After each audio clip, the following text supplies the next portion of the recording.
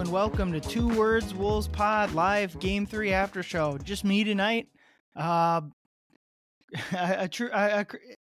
very interesting game, crazy game. Thought the Wolves played pretty darn poorly for much of that game in the first half. The offense in the first half was just incredibly poor. But they were able to find a way to pull it out. Wolves win 102-97. They take a 2-1 series lead. I always kind of like to start big picture with some of these series takes away. And the thing I've been hearing consistently, basically since Curry went down, is the Warriors are going to try to win one of these two games at Chase Center. I heard Shams has been saying that. I've heard it from Warriors reporters back home when the teams are back here in Minnesota. And I thought that's exactly what we saw tonight. I wouldn't say they punted game 2, but they were clearly searching for different lineups that were going to be successful. And now for game 3, they went out and played those lineups a heavy amount. Butler plays a second shy of 43 minutes. Draymond fouls out, so that's obviously limits his minutes, but Pajemski 39 minute. Like they Kuminga 35 off the bench. They played their big guys. I kind of felt like coming in that the Warriors, pre-Steph coming back, we're going to give the Wolves one big, great shot to win one of these two games. And that might have been tonight. Obviously, you don't want to look too far ahead at anything, but a lot of things this might have been one of the Warriors' best games they have without their superstar. Butler, just sensational, 33 points, but the Wolves are able to shut him out for the last 8 minutes of the game. He scores his 33rd point with 8:16 left in the game and doesn't score from thereafter.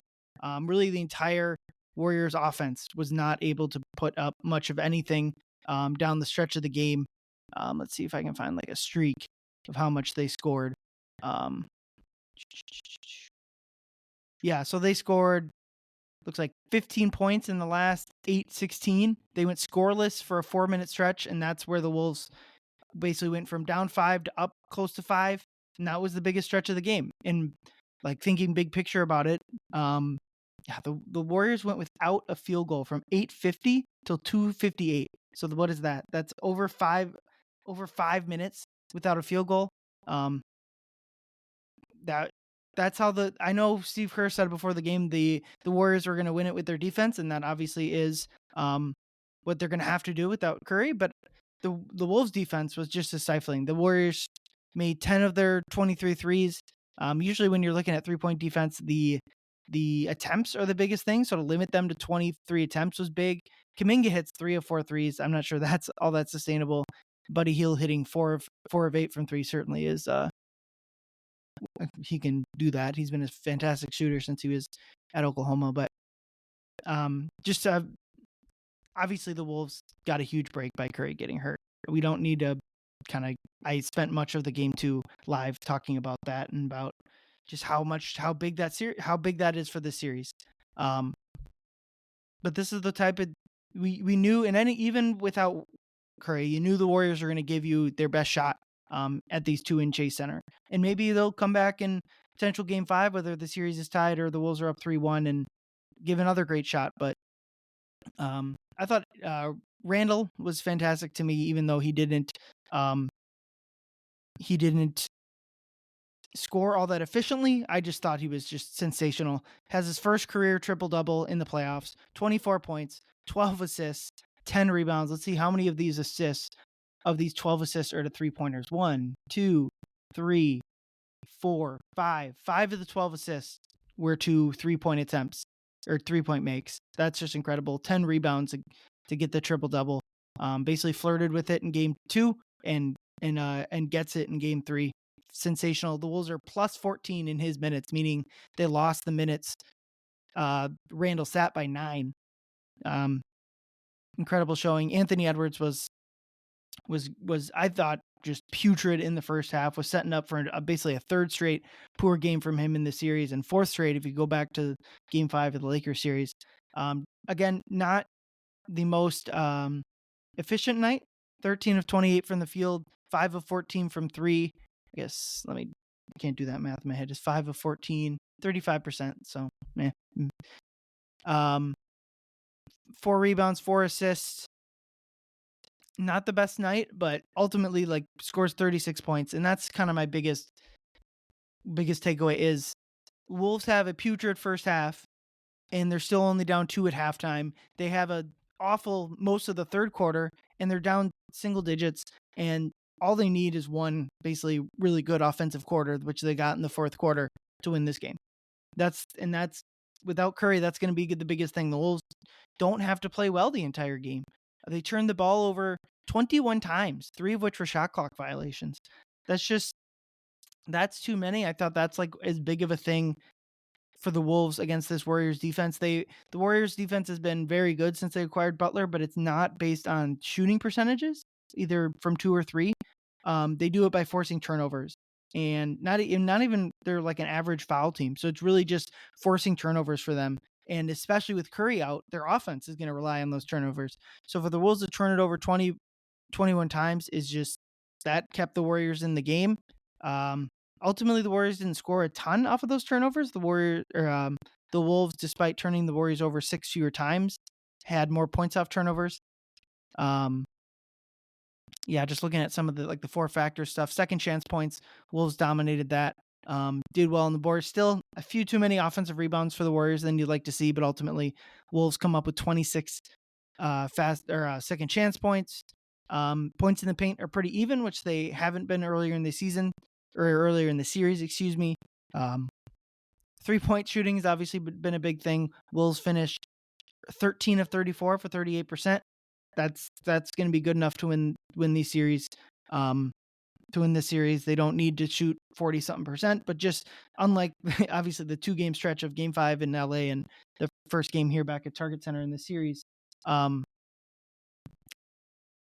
I think everyone knew like that wasn't going to be sustainable. And after they shot the lights out in Game 1 of the Lakers series, obviously no one thought that they'd shoot that well. But it's all, to me, it's as much about attempts as it is about makes, because the makes will come and go. If you're getting good looks, obviously you can just take half court shots if you want 3-point attempts. But Wolves take 11 more 3-pointers, have 3 extra makes. That's like the difference in the game. And that was a big thing in Game 1 where the Wolves couldn't hit anything.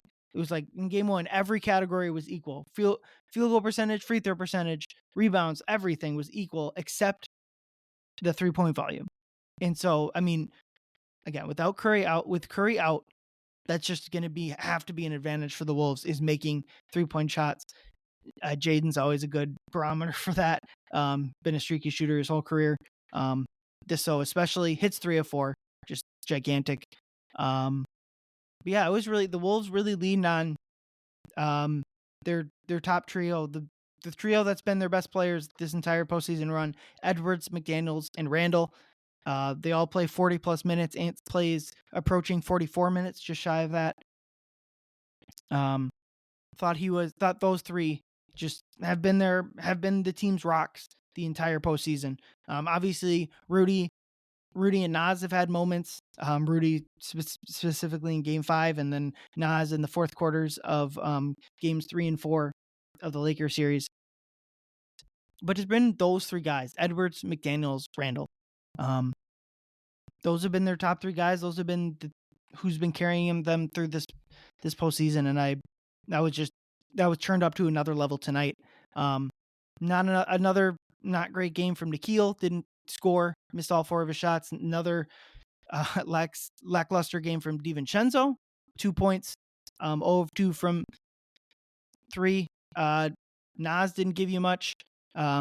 Rudy, kind of same thing as it's been the entire postseason. Fantastic defense. I think it wouldn't be right to say he played bad, because the Wolves defense just needs him out there.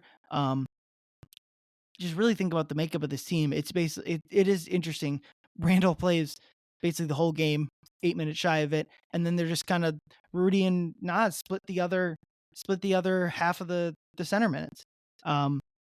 It's just kind of interesting makeup, and it's like, it will be interesting if they're like really late in game, like under a minute left tie game. It'll be fun to see Rudy will come in for defense, and then Nas will come in out for offense, and like they'll just keep switching it as they need it. But yeah, it is a bit concerning to see the bench of the Wolves not play like they have much of the season, but ultimately they don't need them to. They need them, and those guys have played a fair amount of defense, so it's not fair to just look at their shooting numbers and project out or whatever. But they don't. They just need guys to be solid. They don't. They need. They're just continuing to watch this series, especially after game one. The Wolves just have so much more. It felt like Golden State got another Kuminga performance. They got a fantastic Jimmy performance. Probably not the best Draymond game. But like the Warriors had a lot going for them. Kuminga had 30 points. That's incredible. At the very least for Golden State, you have to imagine that his trade stock is increasing if they want to go that route. Because Kerr had benched him. Or maybe you take this run and you try to integrate him back in with Curry. I mean, they're hoping later in this series, and the Wolves are hoping that integration comes next season. But yeah, Jonathan Kuminga has been very, very good. He's been the guy. If you Wolves fans probably remember that he was the when the Wolves traded Andrew Wiggins for D'Angelo Russell. This was the first round pick they ended up giving up. The Wolves took Kuminga with him with a mid-teens pick. Forgive me for not remembering the exact number there. But I think Wolves fans have kind of kept tabs on that deal, at least pre-Ant. I think once Ant kind of came into the picture, they stopped tracking Kuminga as much. And also, like, the Warriors won the title with Wiggins. Like, I'm not a big like who won the trade. I think the Wolves actually made out well, especially once they flipped D'Lo for Conley and now. But the Warriors, obviously you win the title with any player you trade for, you win that trade. But Kuminga, like, it's just been obvious, and at this point Kerr has nothing else to do but play him, but it's just been obvious the Warriors need any sort of scoring. The Wolves were able to just lock them down the stretch of the game whenever they need to. Every time a team plays poorly, fans, myself included at times, kind of look to effort. And so I think the first half people would point to effort, and I think a lot of it is the Warriors defense is doing a lot, and then it's just like not playing well. And execution and all those buzzwords as well. I don't think it's fair to really it's just effort is not a word I would use. But execution is probably a better word that I would choose to use for kind of the Wolves' poor play in the first half. But I do think if you're again, like I said earlier, the Warriors' path to winning the series is winning now one of these next two games, either at Chase or back at Target Center, to force Game 6 where Curry might come back. We don't know if he can, but obviously the Warriors have nothing else but to hope that he can come back for that game, for that Game 6. But yeah, let me just look at the point tally for Golden State and what the Wolves were able to do down the stretch of the game. So the Warriors score their 82nd point with 8:16 left. Don't score a point until 4:20, and they don't score again until 2:58. That's just an absolute domination. The Warriors go without, for a 5-minute stretch, they go without a field goal. They score 4 points. And the Wolves go from down 5, looking like they're going to lose this game, to up 4 and back in control of the game. Warriors hit a couple shots. Obviously, the Kuminga 3-pointer that they let them have. Kuminga kind of hit 2 3-pointers late in the game, but that's the most impressive part to me, is that consistently in this playoffs, when the Wolves have gotten into clutch time, or crunch time, we'll go with that as a Wolves themed note there. Every time the Wolves have gotten to that point in the game, they've been able to pull it out, which has just been such a drastic shift from the regular season. And that's one thing. The two things that held the Wolves back, because let's be honest, I think we've seen it through this postseason, the Wolves should be the 2 seed right now. To me, they're the second best team in the West, especially from a regular season standpoint. obviously we unfortunately don't get to see we don't get to see a fully healthy Golden State squad go up against the Wolves. But the two reasons the Wolves came kind of short, their regular season win total came short of what their talent says it should. Obviously, there was the integration period earlier in the season that has largely been eradicated at this point, but was being poor in clutch time. They were the worst clutch team of all the Western Conference playoff teams. And two, just I think everyone knows this, not taking opponents seriously, not taking lesser opponent, playing down to competition, all that. And so it'll be interesting if they do end up winning this series. It's kind of it's an interesting thematic note that they've really been able to squash those two main worries that they've had. Obviously, the first half, you could say they were playing down to this talent deficit Golden State team, but they're taking care of business now 2 nights in a row. They got 2 more to go. Game 4 is just a big one, just because you never know, obviously, but it's hard to imagine that the Wolves are able to win Game 5. There's a good chance that the series is not coming back to Game 6. So it'll be interesting to see if this was the Warriors' big punch that they were able to throw, and if the Wolves were able to overcome that, or if they can do it again and kind of bog down the Wolves, because that's the main thing is the Warriors, rightfully so, have to make this a rock fight. And I do think it's interesting that the Wolves scored 102 points, because to me, especially with the pace the game is being played at this series, getting to 100 points, I just think the Wolves, it's hard to see the Warriors getting up past that level.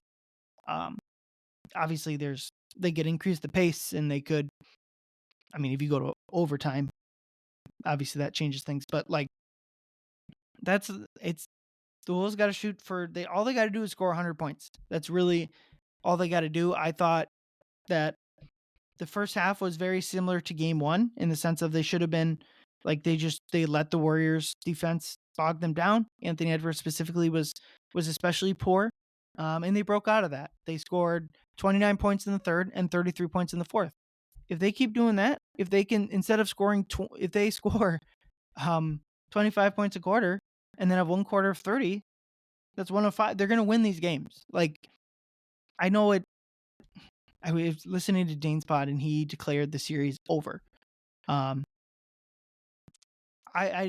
don't disagree with his points in the sense of the Wolves should win the series. Before this game, I haven't checked it since, they were the biggest favorite of any of the teams. This was before Boston won tonight, or this afternoon, really. But those are if you had to bet on any team to win a series, the Wolves are the most likely to get to the next round, and they had the fourth best odds to win the title, behind, I believe, Boston, Oklahoma City, and let me check. Because that information is available to me. Okay, so the Wolves are now minus 800 to win the series. So when Dane says this series is over, it's kind of what he's talking about.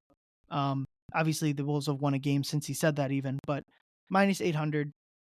It does stink. And again, I'm not, knock on wood, then basically Dane is right. But if assuming the Wolves do win the series, and especially if they win it in 5, and Curry's either not playing in the rest of the series or is in a limited capacity in Game 5. The one thing, the Wolves shouldn't apologize for winning this series, even if it's because of the injury. And one thing I won't want to hear is like the hypothetical, well, the Warriors would have won the series. We don't know. We unfortunately don't know what would have happened if Curry was healthy. But so I think coming into the series, one of the juicy things, and it's kind of the juicy things we got by beating the Lakers, was like, I won't say rubbing it in Luka's face, but like the Wolves avenged that last year's loss to Luka, and obviously beating LeBron he's the best player I've ever seen. You get that satisfaction, and there was a little bit coming into this series where there was obviously the Draymond aspect and the Jimmy aspect of it. For Jimmy for the fans, and Draymond for the team, and especially Rudy. Again, Wolves shouldn't apologize, but there is an aspect that you lose I don't think you really get to rub it in those guys' faces as much. They've played fairly well. They don't have the help without their best player. It's just kind of one of those. I'm almost certain this will happen. It's just like you shake their hands, you say good series, and you move on. That's obviously the Steph injury um, means so much more to the Warriors fans that they are at this point on track to lose their season because of it. But in a much lesser sense, the Wolves do lose the potential for that. The ultimate like fu to those guys. You got to kind of take it in stride. But so the Wolves are minus 800. The next highest favorite is Boston at 275. It is interesting. So in the other three series, the favorites are down 2-1. All three of those teams that are down 2-1 are favorites, which is interesting. And I'm not necessarily disagreeing with that sentiment, but it's interesting. Boston is favored, even being down 2-1. OKC down 2-1, and Cleveland down 2-1. All favorites. So if you look at finals odds, the current betting favorite is OKC at plus 175, meaning if you bet 100, you win 175. And then Boston plus 225, Cleveland plus 550, Wolves plus 850. I'm curious why Denver and New York are so much further behind the Wolves. I would, if we want to do a betting segment, again, I don't and can't bet here in Minnesota, but the value bets to me here would be like Boston at plus 225. Oklahoma City at plus 175. I just don't see them as winning the title, especially watching them, not ruling them out, but I wouldn't see the value there. Same with Cleveland plus 550. But Denver at plus 1,200 and New York at plus 2,200 are probably pretty good value picks there. I mean, yeah, it's just interesting. Like the Pacers are plus 2,800 and they're leading their series against the best team in the Eastern Conference. But yeah, to go back to the Wolves. It was a frustrating first half. I wasn't online tonight, but I'm sure the internet was ablaze with frustrations about that performance. And it's kind of one of those things where the Wolves kind of refuse to make things easy on themselves. They could have, like, thinking about the start of the game. They go up big early. Not big, but I had them down on my notes here. So the Wolves take a 21-12 lead with 2:30 left in the first quarter, and they give up a 9-0 run to close the quarter, and then Golden State scores the first basket to make it of the second quarter to make an 11-0 run. Basically, the same thing that happens at the end of the half. They go up 39-29 with 6 minutes left, and Golden State closes the half on a 13-1 run. Both of those were points in the game where I think where it's clear Golden State's not going to give up anything. They're not going to punt on games at this point, but both of those points at the end of quarters, you had a chance to really build a lead that you can kind of coast on through the rest of the game. Because the Golden State didn't hit a three-pointer in the first half. It's interesting that now both teams have gone a half in a game this series without hitting a three-pointer. Now the Wolves were much higher volume of three-pointers attempted in their scoreless half, or three-point scoreless half, but you knew the threes were coming. That's just how NBA basketball works. Kind of thinking, what was the low point of this game? Kuminga hits a pair of free throws to go up 6. I really do think it was the second Jimmy free throw to go up 5 at 8:16. And the Wolves, from that point forward, they have a shot clock violation on the next possession, but they're able to find enough offense. The Wolves scored almost 25 points in the second half of the fourth quarter. And like I said, the defense just absolutely took care of business against the Warriors, and that's what is going to continue to happen. It's just really hard. Like I said, the Warriors got a lot of good performances from Jimmy. I don't know how healthy he is. Finch kind of said about Ant, he's as healthy as anyone can be at this point in this series, or at this point in the playoffs. Probably can say the same thing about Jimmy. He's as healthy as anyone can be for that scary fall he had against Houston, and for a player of his age. But they got great performances out of those guys. It's reminiscent of the Lakers series in the sense of Golden State's obviously not doing the Redick play guys the entire quarter, or entire half. But I do think there was an aspect of Jimmy running out of gas. Obviously, Draymond fouling out didn't help that point of it. But yeah, I just think that they're relying so heavily on Jimmy. Kuminga gave them 30. The Warriors need more from Buddy Hield. Obviously, he hits the 4 3-pointers. He takes 4 of 8. Obviously, you take that all day, but you almost just got to tell him like ramp it up, shoot even more. Like they just need it. They don't have. I thought Gary Payton would kind of be a bigger factor, and he's obviously been great on defense, but the Warriors roster just doesn't have a lot of guys, two-way guys. They have a lot of defensive guys like Peyton and Looney, and and then offensive guys. Draymond's a largely defensive guy, although isn't a liability necessarily on offense. Although he scored only 2 points, but then they have offensive guys like Buddy Hield, and they just without Curry, they're just asking so much of. I think it's probably you can say it's a flaw of this Warriors team that after Curry, they don't have a lot of offensive production. Obviously, once that goes away, it's just the Curry injury stinks for the series. Obviously it's fortuitous for the Wolves, but like it just completely broke everything about this series. It's hard. I think the Wolves played well enough in game 2. I'm not sure Curry playing that game would have changed much, but this is the first game in the series where obviously it's hard to imagine that the Wolves win this game if Steph Curry's playing. And we'll see if the Warriors are able to continue this again. If this was their big charge here or not, or if they're able to continue. I don't know. It's just this is the first game where I think Warriors fans have just got to be like, really, our whole season's going to come down to the fact that our guy injured his hamstring for the first time of his career, and I guess that's the territory that comes with older players. That's just kind of how it unfortunately goes. The Warriors are unfortunately more likely to sustain a crappy injury than the Wolves are, but the Wolves don't have to apologize.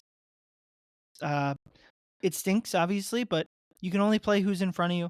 The Wolves took care of business tonight. They'll be back on Monday, looking to really take control of this series 3-1, and potentially close it out in 5.